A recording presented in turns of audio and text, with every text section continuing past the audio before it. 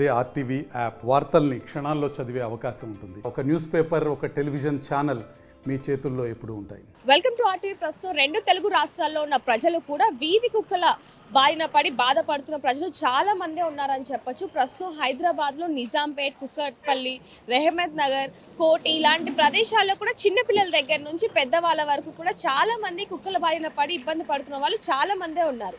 అయితే ప్రస్తుతం మనం విజ్ఞాన్ స్కూల్ దగ్గర అయితే ఉన్నాం. ఇక్కడ ఈ విజ్ఞాన్ స్కూల్ దగ్గర ఒక రెండు వారాల క్రితం ఒక వ్యక్తిని పెంపుడు కుక్క అతి దారుణంగా ఆయన మీదకి పడి గాయపరిచిందని చెప్పొచ్చు. ఇక్కడ చూసుకుంటే చిన్న అంటే టిఫిన్ ఇవ్వడానికి వచ్చిన తండ్రి మీద ఈ వీధి కుక్క అనేది ఎక్కువగా విరుచుకుపడడం అనేది చాలా దారుణమైన విషయం. ఒకవేళ ఆయన ప్లేస్లో చిన్నపిల్లలు కానివ్వండి, లేకపోతే వేరే వాళ్ళు ఉంటే అతిగా ఇంకెక్కువగా గాయపడే వాళ్ళనే చెప్పొచ్చు. ఎందుకంటే మనం చాలా వరకు కొన్ని వీడియోస్ అయితే చూస్తూ ఉన్నాం.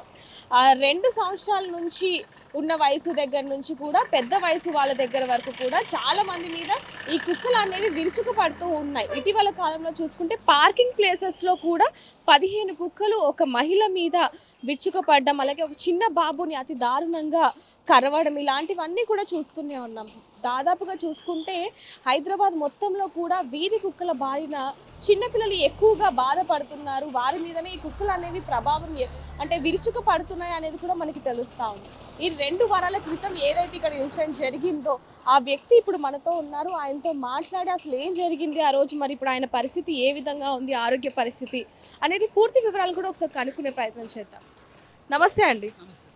అంటే అసలు 2 వారాల క్రితం మీ మీద అంటే ఇక్కడ ఉన్న కుక్కలు ఏవైతే ఉన్నాయో చుట్టుపక్కల ఆ కుక్కలు మీ మీద అటాక్ చేసాయని విన్నాము, నిజమేనండి? అవును, నిజమే మేడం. నేను మా వానికి లంచ్ బాక్స్ ఇవ్వడానికి 11:30 అరౌండ్ వెళ్ళాను. ఆ 11:30 లంచ్ బాక్స్ వెళ్ళేటప్పుడు చూశాను, ఇక్కడ ఒక మనిషి వచ్చేసి 2 పెట్ డాగ్స్ను రెడ్ ట్యాగ్ వేసి ఉన్నాయి. అవి వచ్చేసి అతను వదిలేశాడు, ఒక టీనేజర్. నేను అప్పుడు చూశాను, సరే నాకు లంచ్ బాక్స్ వెళ్ళేసి ఇచ్చాను. ఇచ్చి మళ్ళీ ఇట్లా బ్యాక్ వచ్చినప్పుడు ఎగ్జాక్ట్గా ఈ ప్లేస్లో అవి నా మీదకి అటాకింగ్ వచ్చాయి.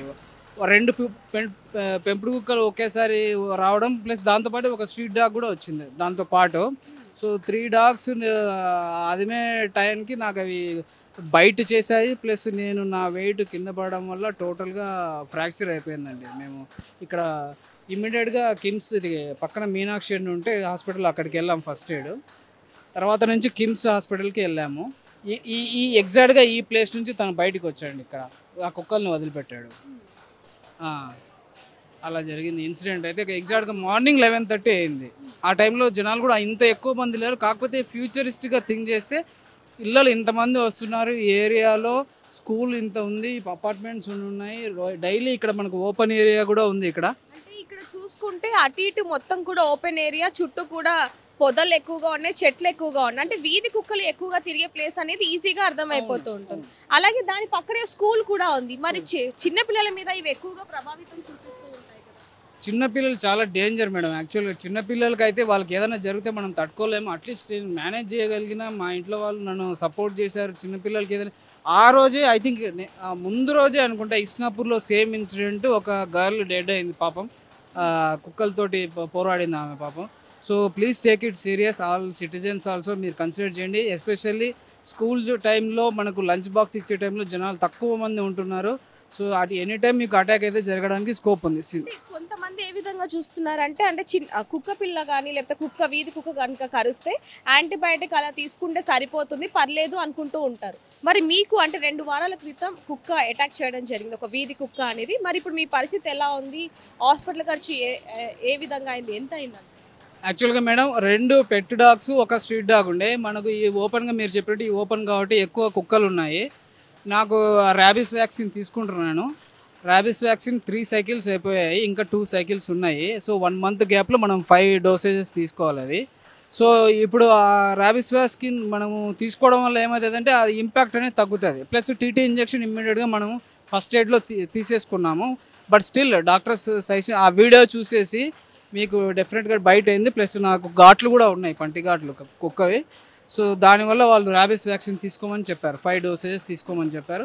హాస్పిటల్కి వెళ్ళాము. హాస్పిటల్లో వీళ్ళు ఈ ఫ్రాక్చర్ అయిన దానికి ఆల్మోస్ట్ ఇంక్లూడింగ్ బిల్ అమౌంట్ మనకు నియర్లీ 3 lakhs అయింది. ఇంక్లూడింగ్ పోస్ట్ 3 lakhs అయింది మేడం. 2.5 ఓన్లీ డైరెక్ట్ బిల్ అయిపోయింది. ప్లస్ 50,000 పోస్ట్ కోర్స్ వచ్చేసి మనకు బోన్ స్ట్రెంత్ కోసం. ఇక్కడ 2 బోన్స్ రిస్ట్ దగ్గర 2 కట్ అయిపోయాయి madam. So that is very horrible. Last 2 weeks నుంచి అసలు నిద్ర లేదు, ఇంపాక్ట్ సివియర్గా ఉంది. మొత్తం బోన్స్ ట్విస్ట్ అయిపోయాయి, బయటకు వచ్చింది. ఒక బోన్ అయితే కంప్లీట్గా బయటకు వచ్చి చర్మం అంతా బయటకు వచ్చేసింది. సో చాలా ప్యానిక్ మోడ్. 2-3 మినిట్స్ నేను పోరాడాను. ఆ రోజు ఒక పేరెంట్ నా వెనకాల వచ్చిన అతను హెల్ప్ చేయడం వల్ల నేను ఆల్మోస్ట్ నాకు పెద్ద ఇంపాక్ట్ లేకుండా పోయింది.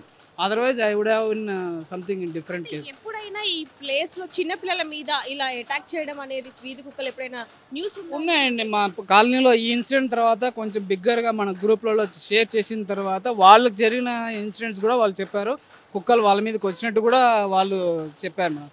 ఎగ్జాక్ట్గా ఈ అపార్ట్మెంట్ కెమెరాల నుంచే రికార్డ్ అయింది అది ఏం జరిగింది ఏం జరగలేదని చెప్పేసి మొత్తం వీడియో. వచ్చిన వాళ్ళు కూడా ఇక్కడ నుంచి ఈ పొదల నుంచి వచ్చారు, మా ఓనర్ కూడా. అంటే మామూలుగా వీధి కుక్కలు అనేవి ఎక్కువగా ఉన్నాయి కాబట్టి మరి మీరు జిహెచ్ఎంసీ వాళ్ళకి ఎప్పుడైనా కంప్లైంట్ ఇవ్వడం కానివ్వండి అలాంటివి ఏమైనా చేశారు? జిహెచ్ఎంసీకి మా అపార్ట్మెంట్లో చెప్పాం మేడం, వాళ్ళు కూడా చూస్తామన్నారు. బట్ పోలీస్ కంప్లైంట్ అయితే మేము ఇచ్చాము. They took the return statement. Yesterday also I received the call from the PS, Bachpalli PS madam. They said they will take some action. So ఏమైనా యాక్షన్ తీసుకుంటారు అన్నారు మేడం. వీడియో అయితే share చేసాము, మాకు ఏ apartment వాళ్ళు ఇచ్చింది. సో వీడియో అయితే share చేసాము. ఇప్పుడు మీ పొజిషన్లో కనుక చిన్నపిల్లలు ఉంటే మరి ఎక్కువగా గాయాలు అయ్యేది. చాలా ఇంపాక్ట్ ఎక్కువ ఉంటుంది మేడం. అసలు దాన్ని చెప్పలేము, ఇంకా పిల్లలకి అయితే అస్సలు చెప్పలేము. ఇంపాక్ట్ అయితే ఎక్కువ ఉంటుంది. ఇప్పుడు ఇక్కడ చూడండి, ఈ పిల్లలు ఉన్నారు, వాళ్ళకి ఏం తెలుస్తుంది? 3 కుక్కలు అటాక్ అయితే నేనే మేనేజ్ చేసుకోలేకపోయాను. ఇంకా వాళ్ళు ఏం చేసుకుంటారు చిన్నపిల్లలు? అసలు ఆ పొజిషన్లో కనుక చిన్నపిల్లలు ఉంటే అది ఊహించుకోవడానికి కూడా కొంచెం దారుణంగానే ఉందని చెప్పొచ్చు. అవును మేడం, 100% కరెక్ట్, 100%. అంటే మామూలుగా ప్రజలు అంటే వీధి కుక్కల బారిన పడుతున్న ప్రజలు జిహెచ్ఎంసీ వాళ్ళకి కంప్లైంట్ ఇస్తున్నప్పటికీ కూడా కొంతమంది అప్పుడు వరకు యాక్షన్ తీసుకుంటున్నారు. ఆ తర్వాత చాలా వరకు చూసుకుంటే ఈ కుక్కలు యథావిధిగా రోడ్ల మీద తిరుగుతూనే ఉన్నాయి అనేది కూడా మనకి తెలుస్తూ ఉంది. గత వీడియోస్లో కూడా అంటే గత కుక్కల బారిన పడిన వాళ్ళని కనుక్కున్నప్పటికీ కూడా అంటే అప్పుడు వరకు యాక్షన్ తీసుకుంటున్నారు. ఆ తర్వాత మాత్రం యథావిధిగానే కుక్కలని రోడ్ల మీదకి వదులుతున్నారు అనేది కూడా చెప్పడం జరుగుతుంది. ఏదైనప్పటికీ కూడా ఈ ఏరియాలు ఏదైతే ఉన్నాయో, ఇప్పుడు ఈ ఏరియా చూసుకుంటే కనుక ఒక స్కూల్ అటు ఇటు మొత్తం కూడా కొంచెం అడవి ప్రాంతం లాగానే కనిపిస్తూ ఉంది. ఇక్కడ ఒక ఫ్యాక్టరీ ఉంది. ఈ విధంగా ఉన్న ప్లేసెస్లో ఒకవేళ ఒక చిన్న బాబునో లేకపోతే స్కూల్ విద్యార్థులనో ఎవరినో ఒకరిని కనుక కుక్క అటాక్ చేస్తే అసలు వాళ్ళు పోరాడలేరు. అదేవిధంగా జనాలు ఎక్కువగా ఉన్న ప్లేస్ కాకపోవడంతో కొంచెం డేంజర్ అనేది చెప్పడం జరుగుతుంది. ఏదైనప్పటికీ కొంచెం జాగ్రత్తగా ఉండాలని చెప్పి కూడా ప్రతి ఒక్కరు కూడా చెప్తూ ఉన్నారు. ముఖ్యంగా ఒంటరిగా వెళ్ళే వాళ్ళు అంటే మామూలుగా వీధి కుక్కలు అటాక్ చేయడం అనేది ఒక రకంగా ఉంటుంది, కానీ పెంపుడు కుక్కలు కూడా వ్యక్తుల మీద అటాక్ చేయడం అనేది కూడా మనం చూస్తూనే ఉన్నాం. కాబట్టి అది వీధి కుక్కలైనా లేకపోతే పెంపుడు కుక్కలైనా సరే అవి అక్కడ రోడ్ల మీద ఉన్నాయి అంటే కొంచెం జాగ్రత్తగా వెళ్లాల్సిన పరిస్థితి అయితే ఏర్పడిందని చెప్పాలి. మరిన్ని వివరాల కోసం చూస్తూనే ఉండండి RTV. కెమెరామెన్ అజయ్తో రిపోర్టర్ దేవిక, హైదరాబాద్. మరిన్ని వీడియోస్ కోసం ఛానల్ ని సబ్స్క్రైబ్ చేయండి. లేటెస్ట్ అప్డేట్స్ కోసం వాట్సాప్ ఛానల్ ని ఫాలో చేయండి. అండ్ లింక్ డిస్క్రిప్షన్ లో ఉంది.